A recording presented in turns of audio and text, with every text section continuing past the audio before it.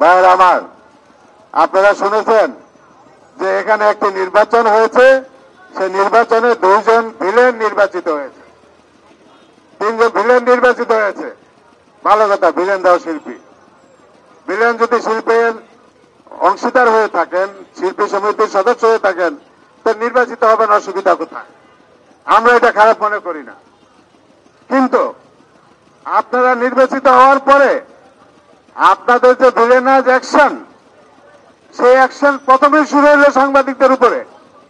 আমরা এটা আশঙ্কা করেছিলাম যে ভিলেন নির্বাচিত হয়েছে, কি জানি হয়, আমাদের এটা ভয় ছিল। কিন্তু সেটা বাস্তবে দেখলাম আপনারা প্রথম শুরু করলেন সাংবাদিকদের উপরে। কেন রে ভাই? আপনারা ভিতরে যা যা করেন করেন, ফিল্মের ভিতরে করেন, আমরা তো এটা খারাপ দেখি না। কিন্তু বাস্তবে আপনারা আমাদের উপরে চড়া হলেন কেন?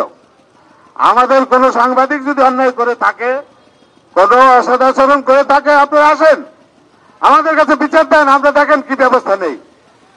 কিন্তু এটা না করে আপনাদের মধ্যে লুকিয়ে থাকা 21শে আগস্টের গ্রেনেড হামলার আসামি, গাড়ি পোড়ার মামলার আসামি, আমরা জানি মাদক ব্যবসায়ী, আরো অন্যান্য প্রাগতিক কালের ব্যবসায়ী, নানা ধরনের লোক এখানে লুকায়িত আছে, শ্রদ্ধাবরণে লুকায়িত আছে। আপনারা শিল্পী দেখে সরকার প্রশাসন অনেক কিছুই আপনাদের উপরে করে না, আমরাও লিখি না, অনেক কিছু আমরা এড়ায় যাই। কারণ আমরা জানি এই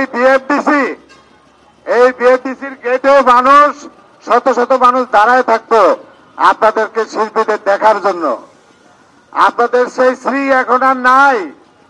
এই শ্রীহীন শিল্পের মানুষগুলি একটা সমিতি ধরে এখন আঁকড়ে আছে।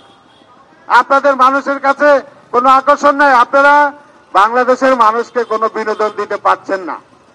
আপনারা ব্যর্থ শিল্পী, তারপরেও আপনারা আছেন। আমরা আপনাদেরকে রুটি রুজি, নিরাপত্তা, মর্যাদা নষ্ট করতে চাই না। কিন্তু আপনারা, আপনাদের নিজের মনে বিন্দুমাত্র বিবেক জাগ্রত হলো না। নিজের বিবেক জাগ্রত হলো না কি করে? আমরা যারা খেয়ে না খেয়ে, আপনারা জানেন আমাদের সাংবাদিকরা কি কঠিন অবস্থার মধ্যে জীবনযাপন করতেছে, সেই অবস্থার মধ্যে আপনাদের কর্মকাণ্ড কভার করতে আসে, সেই সাংবাদিকদের উপরে নির্দয়ভাবে হামলা করলেন, নিষ্ঠুরভাবে হামলা করলেন, বিন্দুমাত্র দুঃখ প্রকাশও করেন নাই। মিশা সওদাগর সাহেব এবং ডিজল সাহেব, আপনারা ফিল্মে যাই অভিনয় করেন, শুনেছি আপনারা নাকি খারাপ লোক না। কিন্তু আপনাদের কাছে সেটা আমরা প্রমাণ চাই।